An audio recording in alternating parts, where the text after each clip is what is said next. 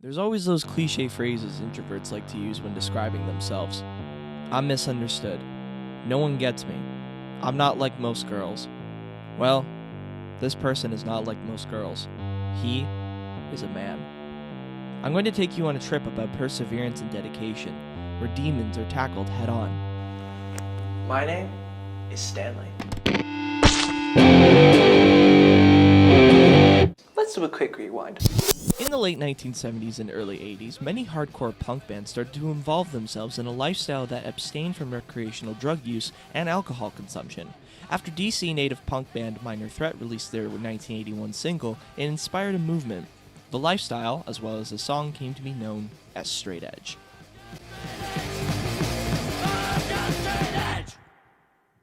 Now, some of the mega hardcore punkers abstain from more than just drugs and alcohol. Some associate with veganism and even sexual abstinence. Me, though? Can't relate. He's literally a virgin. What are you doing here? I want to be involved. I'm your sister. Okay, dude, this is the stunning story of Stanley, not the stunning story of Jackie. Well, it ought to be. Speaking of which, I have a stunning story about Stanley when he was 7. Last time you ever interrupt my documentary. Where was I? Where do I come in, though? How did I get involved in such a profound lifestyle? Our first stop, Woodstock, Ontario. I grew up with both parents, but I admittedly was a mommy's boy. My dad also walked out 2 weeks before my college graduation and often neglected me as a child, but, life sucks and then you die. My mom was always a supporter of how I lived, so I figured I'd sit down with her and pick her brain to get her take on her youngest son's way of living. What is your view of the straight edge lifestyle? Well, ever since I heard about the straight edge lifestyle from my son Stanley, who became obsessed with it as a child, maybe, I want to say he might have been 8, 9, maybe 10. He loved wrestling.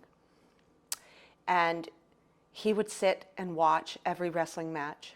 He knew every character. He went so far as to actually do still photography of a match.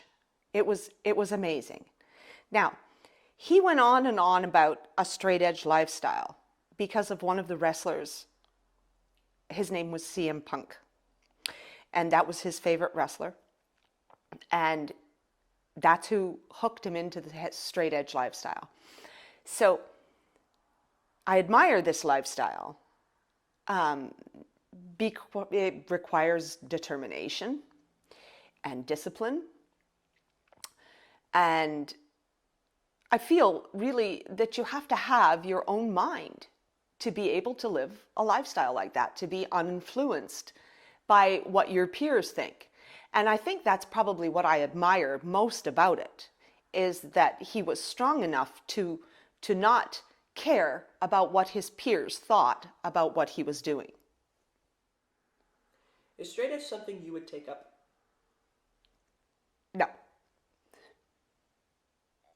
I'm ashamed to say it, but I come from a very long line of smokers, and I have yet to be able to quit that habit either. So although I admire it, it's just not the lifestyle for me. So another unmentioned attribute that isn't strictly a rule but is quite common amongst many famous straight edge people is atheism. I had a religious upbringing, but thanks to my role model, CM Punk, who I have right here, I have him displayed in my room and I wake up to him every day. He showed me the way to the promised land. He's kind of like an idol in a way, but not in a religious way. Us straight edge people, we're armed with a mind. But we don't have idols. And we're not religious either. Where was I going with this? Right, my next guest. Father Andrews. Someone I'd often see in church growing up. He was close to the family and was always passionate about music and the Lord prior to being sworn into priesthood. He obliged to be in this documentary and traveled all the way to my apartment, across the street from where he lives. Hello, Father. Oh, Stanley, hello. Pax Vobis.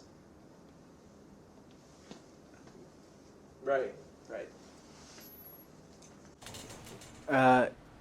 Is there any wine? No. understand. I understand how that could be problematic. What are your memories of me, Father Andrews? You know, you seemed... I didn't know you that well. You didn't engage in as many of the activities at the church. I was just an assistant, after all. It wasn't my parish, but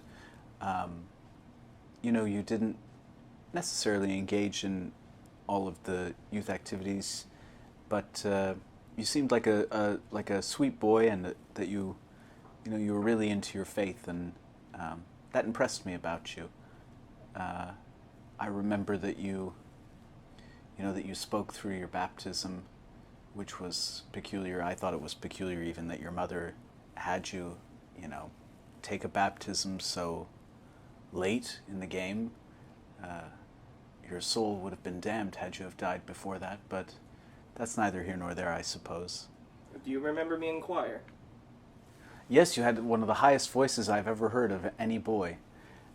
You sang "Do You Hear What I Hear," a fourth above, I believe, and it sent chills down my spine, tears to my eyes on a Christmas Eve.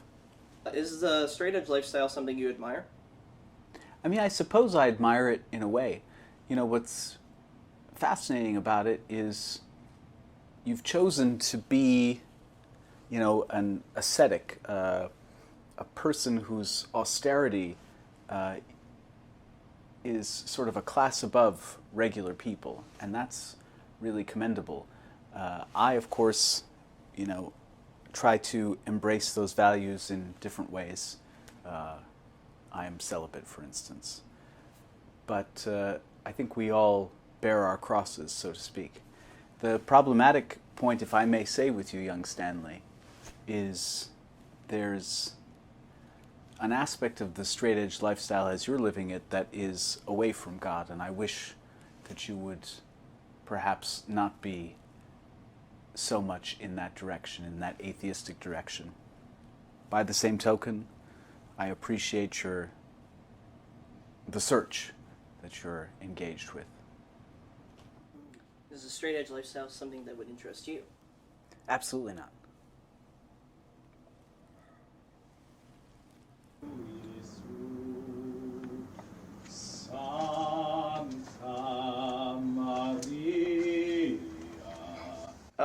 Father?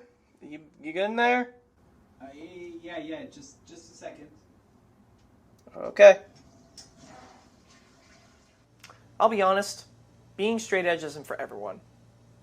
That's something this documentary will illustrate, because now we take a trip to Thornhill to meet a self-proclaimed genius in his own right.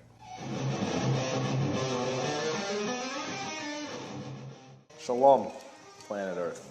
My name is John from I would like to describe it as the greatest band of all time, Napoleon. Largely thanks to my contributions. Has absolutely nothing to do with Stanley's contributions, I'll tell you that much. Motherfucker can't do shit. To be honest, I don't usually care about swearing, but even Jonathan's cursing felt like overkill, and it was a bit much on my clean, untainted, straight edge ears. So all curse words will be censored for the remainder of this interview. Do you consider yourself an alcoholic? No, personally, no, I don't identify as an alcoholic. You know how, everyone these days, they like to identify as their own things, and that's totally cool. I'm totally cool with that. It's just I want to be respected as a non-alcoholic, and I am non-alcoholic. What keeps you going with Napoleon? When we go to the shows, we walk in, they give us these things called drink tickets. Free drinks all night. And usually when I go, I usually get there first, because let's be real, I'm the only one in the band who gives a I get all the drink tickets to share it with your band members. I'm like, nah, they ain't here, they're mine now. So I just get endless amounts of free alcohol. Do you own anything for your bandmates? No. Not even Definitely not you, buddy. Would you consider taking up the straight edge lifestyle? Absolutely fucking not, motherfucker. Right, so that interview was a catastrophe. From what you could see, living this lifestyle isn't the easiest thing to do when the majority of those close to you don't really understand or accept what or why you live how you live. I do! I recently fell out of love with someone who I really thought was the one. That shit hurts. I started to think I was stuck in an eternal void that I could never get out of. But then it hit me. Why wallow in your own self-pity when you have this at your disposal? You see, living the straight edge lifestyle means that nothing gets you down, because together, we're invincible. Matter of fact, me and my man here, CM Punk, both know that we're not alone. Because recently I feel I found someone who truly gives me closure. I'd like you to meet my new girlfriend, Laura! Hello. Do tell, how long have we been together? I think 3 weeks. Around 3 weeks, is that right? That's right, and she's a keeper. Now, how did we meet exactly? Through Instagram, actually, which is very modern. So I liked one of his pictures, and then you messaged me, and then the rest is history. I think you got that wrong a bit. I think it was you who messaged me. You know what? Okay, fine. You know what? No, let's cut to the chase. How popular is the straight edge lifestyle in Britain? I'll put it this way. Until I met you, I had never even heard of straight edge. So not very. Drinking is such a ingrained part of British culture that I've never met someone that chooses not to do it. So yeah, not very popular. Uh-huh. Well, I mean, you would take it up, right? You'd consider it, right? Babe, I'm sorry, but no.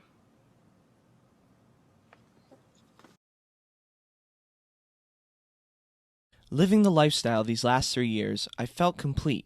And now I'm with this amazing woman who I know is perfect, even though we've never met. Then it hit me. Okay, not like that. But I knew I needed to prove myself and truly swear myself to being 100% edge. Every day I wake up and I fall right down my face. You said you wanted me to be okay, well it's never gonna be. Sex. What? Why did you get sex tattooed on your arm, Stanley? I did. That's not even what. Mom's totally gonna kill you. You know that, right? Who knows if she'll even see it?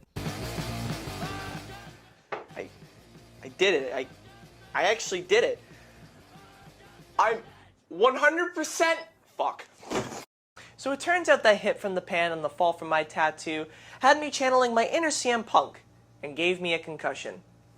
Regardless, I hope this sheds some light on the straight edge lifestyle and how not to treat your sister. My name is Stanley, and thank you for watching.